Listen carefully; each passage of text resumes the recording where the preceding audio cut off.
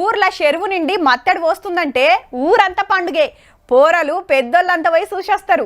జలకాలాడు, సెల్ఫీలు, ఫోటోలు తీసుకున్నట్టు జోరుంటది. ఇక చేపల షికారుకైతే లెక్కే లేదు. ఊరు పచ్చగుండాలంటే చెరువు నిండుగుండాలి. అప్పుడే మంచి పంటలు వండుతాయి, బోళ్ళల్లో నీళ్లు పెరుగుతాయి. అటు వ్యవసాయానికి ఇండ్ల వాడుకుంటానికి నీళ్ళ తిప్పలుండవు. కానీ గిడ గిట్లా అయింది. చెరువు అలుగు వస్తలేదు.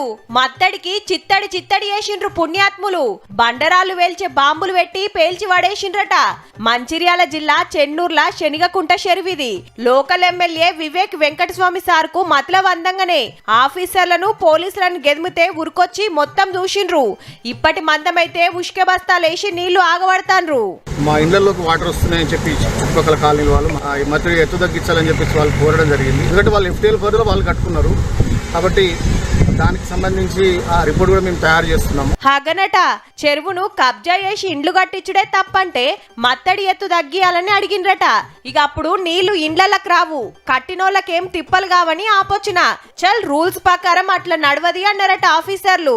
మరి గీ మత్తడిని వేల్చేసిన పనిమంతులెవలో గాని చెరువు కాలైతున్నందుకు అటు రైతులు ఇటు చేపలు పట్టేటోళ్లు నెత్తికి చేతులు పెట్టిండ్రు. గీ ఉద్దారకం చేసినోళ్ళెవలో జప్పున దొరకబట్టి మత్తడికి గట్టి మరమ్మతు చేయుండ్రి సార్లు.